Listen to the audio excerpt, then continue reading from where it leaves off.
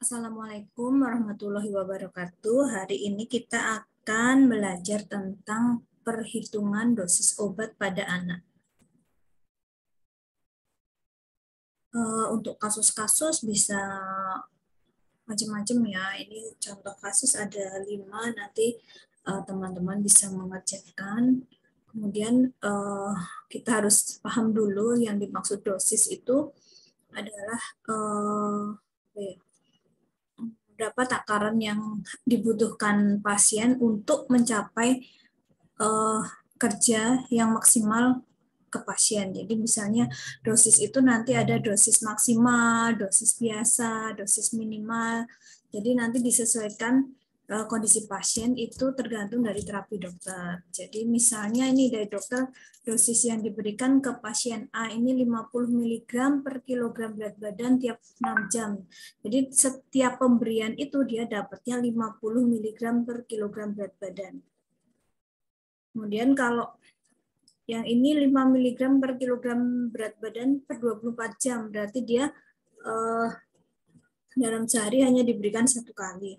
Berbeda dengan yang nomor selanjutnya ini 100 mg per kilogram berat badan tiap 24 jam diberikan dalam 2 kali pemberian. Jadi dalam 24 jam dia dapat 100 mg per kilogram berat badan. Tapi karena diberikan dalam 2 kali pemberian, jadi nanti setelah dihitung dibagi 2. Jadi nanti bisa dikasihkan jam 9 pagi, jam 9 malam, atau jam 5 pagi, jam 5 sore, seperti itu. Jadi kita harus tahu ya, ini diberikan berapa kali, dosisnya berapa, diberikan berapa kali dalam 1 hari. Jadi harus benar-benar. Ini kemudian kita ke contoh ya. Untuk contoh pertama adalah dosis 50 mg per kilogram berat badan tiap 6 jam. Nah ini misalnya pada ampicillin itu satu vialnya ada 1 gram. Jadi misalnya pada anak berat 10 kilo, maka kita perhitungannya karena dosisnya 50 mg per kilogram berat badan, jadi ini dikalikan berat badannya. 50 mg dikalikan 10 kilo, ketemunya pasien ini dalam sekali pemberian mendapatkan 500 mg ampicillin. Nah, berapa cc? Kan ini perawat mau memberikan ke pasien ya. Berapa cc nih harus saya berikan? Ternyata 50 mg ini kan vial itu serbuk. Serbuk kita oplos menjadi 5 cc.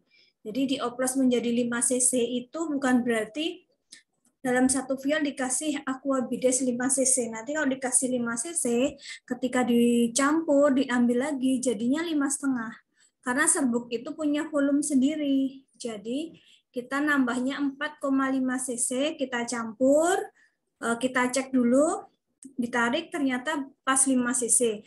Kalau 5 cc kurang 0,2 misalnya, ya ditambah 0,2. Intinya volume yang tersedia ini adalah volume akhir, bukan volume penambahan kita menambahkan aquabides berapa, tapi volume akhir setelah aquabides ditambah dengan serbuk di dalam vial itu totalnya jadi berapa. Nah, ini yang dinamakan volume yang tersedia, ini ya 5 cc. Kemudian dosis yang diminta itu adalah perhitungan dari kasuistiknya pasien tadi. Misalnya pasien 10 kilo, dosisnya 50 mg, maka dosis yang diminta dapatnya adalah 500 mg. Dosis yang tersedia apa? Dosis yang tersedia adalah dosis dalam vial itu, kalau utuh itu ada berapa miligram, dalam 5 cc tadi ada berapa miligram. Kita tahu kalau ampicillin itu kan 1 gram ya.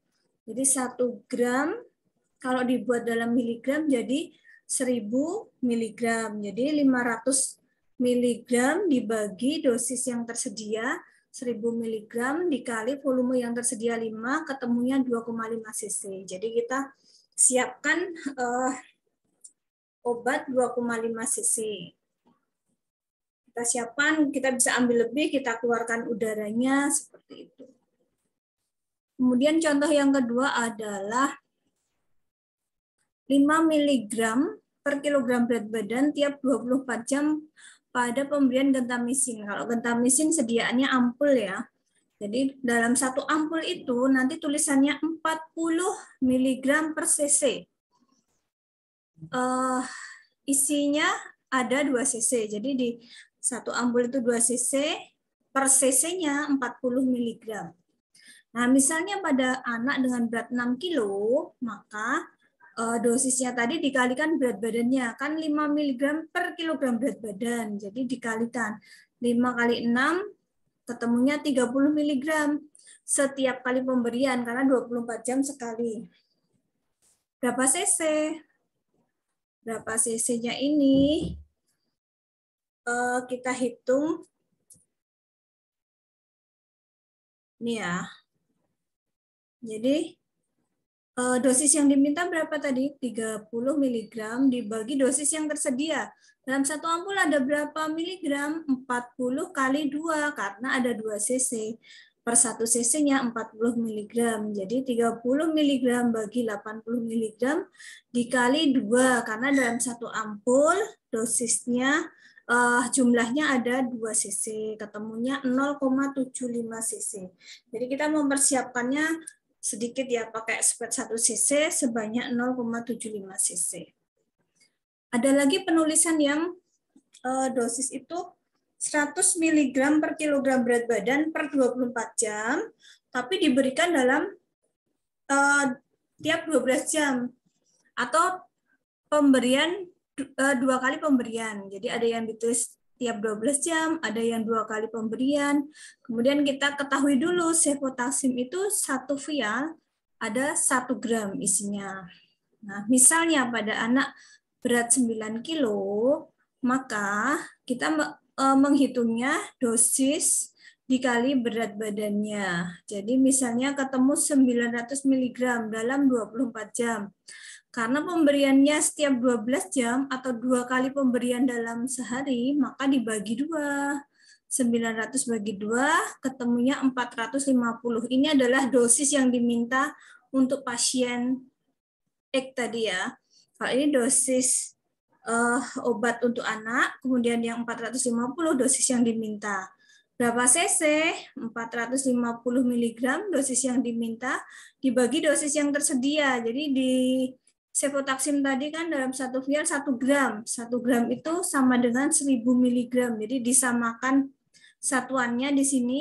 Kalau atas pakai gram, bawah pakai gram. Atas miligram, bawah pakai miligram. Dikali, ini kenapa 4? Karena pengenceran obat itu beda-beda. Di setiap tempat itu tergantung apa. Apakah harus 4, harus 5, harus 10. Itu sebenarnya bebas asal dia tidak terlalu pekat. Jadi misalnya 4 ini masih belum terlalu pekat boleh, dan sesuai kesepakatan di tempat itu. Jadi jika di tempat itu kesepakatannya dioplos menjadi 5, ya maka harus semua jadi 5.